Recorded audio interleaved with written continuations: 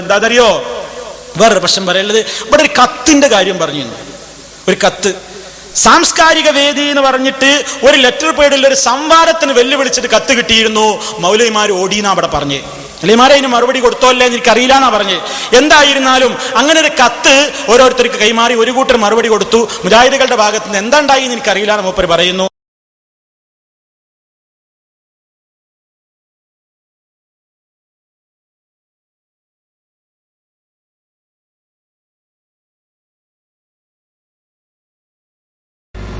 എന്നാൽ കഴിഞ്ഞ പ്രസംഗം നടന്നപ്പോ ഇവിടുത്തെ SYSന്റെ പ്രവർത്തകർക്ക് ഒരു കത്ത് കിട്ടി. ആ കത്തില് ആവശ്യപ്പെടുന്നത് എന്താണ്? ആവശ്യപ്പെടുന്നത് നിങ്ങൾ പരസ്പരം രണ്ട് പണ്ഡിതന്മാരും ഇരുന്ന് മതപരമായ ഇവിടെ തർക്കം നടക്കുന്ന വിഷയങ്ങളിൽ ഒരു സ്റ്റേജിൽ ഒരു സദസ്സിൽ ഇരുന്ന് ചർച്ച ചെയ്തിട്ട് പരിഹാരം കാണണം. ഈ കത്ത് കൊടുത്തയച്ചത് ആരാണ്? ഈ കത്ത്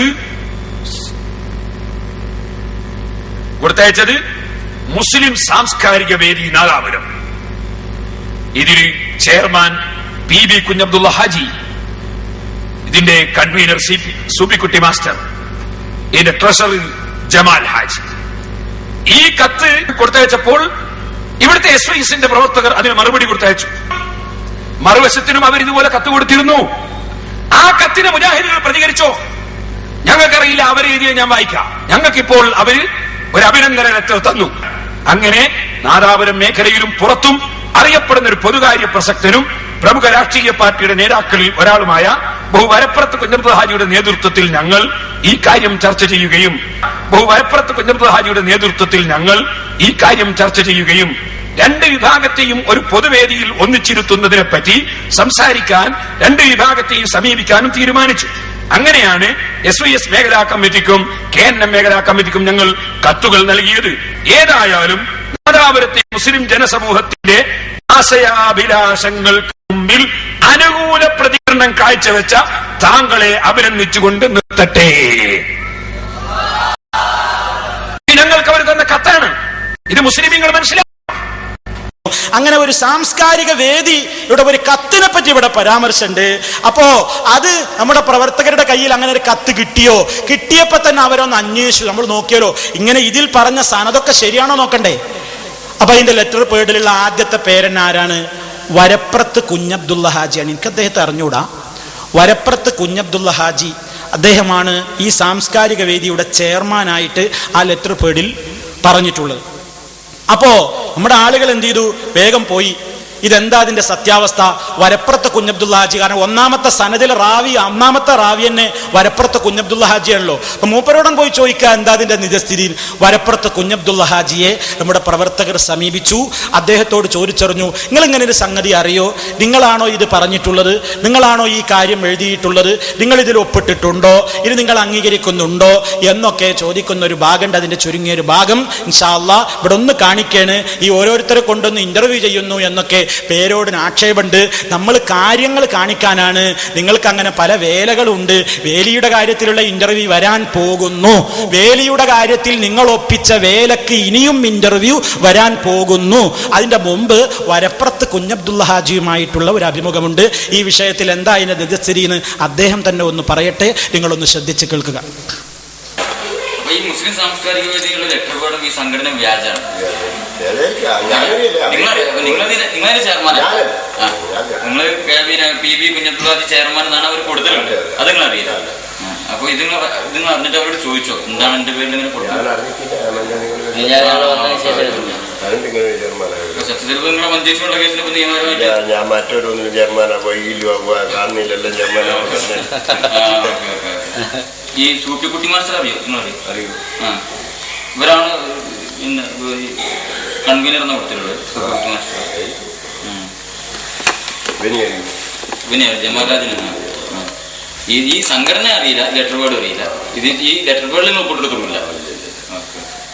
അപ്പൊ ഈ കുഞ്ഞബ്ദുള്ള ഹാജി പറഞ്ഞ ആളെ നാട്ടിലുള്ള സർവ്വസമ്മതനായ ഒരു വ്യക്തിനെ മുൻനിർത്തിക്കൊണ്ടാണ് അവരിത് പറയുന്നത്. അപ്പൊ അതാണ് പോയിന്റ്. ഞങ്ങൾ അന്വേഷിച്ചിടത്തോ കുഞ്ഞബ്ദുള്ള ഹാജി ഇവിടെ നാട്ടിലെ എല്ലാ കാര്യങ്ങൾക്കും ഇടപെടുന്ന പൊതുകാര്യ പ്രസക്തമായ ആള്.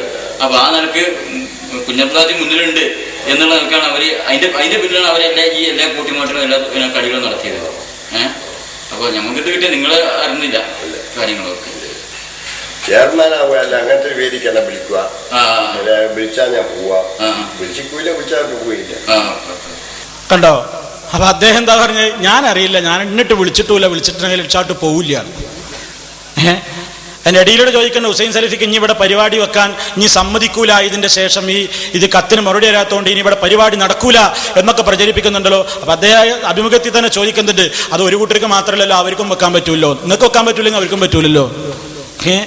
അപ്പൊ ഇതൊക്കെ കൃത്യമായി കണ്ടോ. അപ്പൊ വരപ്പുറത്ത് കുഞ്ഞബ്ദുള്ള ഹാജിയാണെങ്കിൽ ചെയർമാനായിട്ട് അഭിമുഖത്തിൽ പറയും, ആ ലെറ്റർ പേഡിൽ തന്നെ പേരോട് തന്നെ എടുത്ത് കാണിക്കുന്നത് അദ്ദേഹത്തെ കൊണ്ട് അദ്ദേഹത്തെ സമീപത്ത് പോയപ്പോ അദ്ദേഹം തന്നെ പറഞ്ഞിരുന്ന കാര്യങ്ങളാണ് ഇപ്പൊ നിങ്ങൾ കേട്ടത്.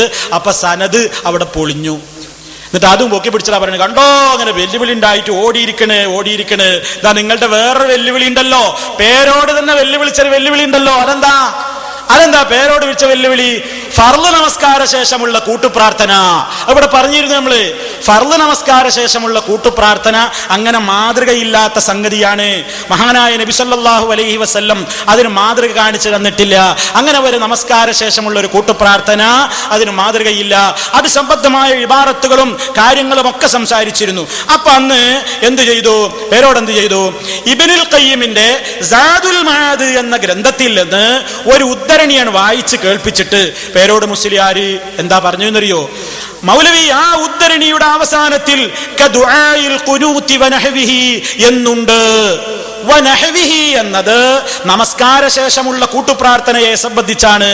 അല്ലെന്ന് തെളിയിക്കാൻ മുജാഹിദുകളുടെ കൂട്ടത്തിൽ ആൺകുട്ടികളുണ്ടോ എന്ന് ചോദിച്ചു. അന്ന് തന്നെ നമ്മൾ പറഞ്ഞു ആൺകുട്ടികൾ ഉണ്ടേന്ന് പറഞ്ഞു. അപ്പൊ ആൺകുട്ടികൾ ഉണ്ടേന്ന് പറഞ്ഞു മൂപ്പര് പറയണേ, മൂപ്പര് വേറെന്തിനോന്നാ വിചാരിച്ചേ? മൂപ്പർക്ക് അതാ പരാതി. മൂപ്പര് പറയണേ, ആൺകുട്ടികൾ ഉണ്ടോന്ന് ഞാൻ ചോദിച്ചപ്പോ നിങ്ങൾ ആൺകുട്ടികൾ ഉണ്ട് എന്നല്ല പറയണേ, കിതാബ് നോക്കാൻ നിങ്ങൾ പറഞ്ഞിട്ടില്ല. അതാർക്കും മനസ്സിലാവില്ലേ? അത് ചോദിച്ചിട്ട് അതിന് മറുപടി ആയിട്ട് ആൺകുട്ടികൾ ഉണ്ട് എന്ന് പറഞ്ഞാൽ പിന്നെ അതിനെന്നെയാണ്, പിന്നെ വേറെന്തിനാ കുറ്റ്യാടിയിലേക്ക് പ്രത്യേകം ചെല്ലാൻ പറഞ്ഞു, പഠിക്കാൻ പറഞ്ഞ കാര്യത്തിനോ? എന്താണ് നിങ്ങൾ ഈ പറയുന്നത്? മനസ്സിലാകുന്നില്ല. അപ്പോ ഈ വെല്ലുവിളിയാണ് ഇപ്പൊ മുജാഹിദുകൾക്ക് നേരെ തൊടുത്തുവിട്ടത്. ഈ വെല്ലുവിളി മുജാഹിദുകൾ സ്വീകരിക്കുന്നു. തിരിച്ചങ്ങോട്ടും ചോദിക്കട്ടെ, എന്ന് ഇബ്നുൽ ഖയ്യിമിന്റെ സാദുൽ മആദിലെ ആ വാചകം നമസ്കാര ശേഷമുള്ള കൂട്ടുപ്രാർത്ഥനയെ കുറിച്ച് തന്നെയാണെന്ന് തെളിയിക്കാൻ AP സമസ്തയിൽ ആൺകുട്ടികളുണ്ടോ? ഉണ്ടെങ്കിൽ അവർ ഒരുങ്ങട്ടെ. അപ്പോൾ മുജാഹിദുകൾ അതിനെ നേരിടുന്നതാണ് ഇൻഷാ അല്ലാഹ്. പോരെ നിങ്ങൾക്ക്? എന്നിട്ട് അതും പറഞ്ഞോണ്ട് ഇങ്ങനെ നടക്കുകയാണ് ഓരോന്ന്. നിങ്ങൾ ആ വിഷയത്തെ സംബന്ധിച്ച് നിങ്ങൾ അറിയേണ്ട വേറൊരു കാര്യമുണ്ട്. അതെന്താ? ഇവിടെ കാര്യമായി പ്രസംഗിച്ച മറ്റൊരു കാര്യം ഒരു വേലി വിവാദമാണ്. ആ വേലി വിവാദത്തിൽ നമ്മൾ അന്ന് പറഞ്ഞു,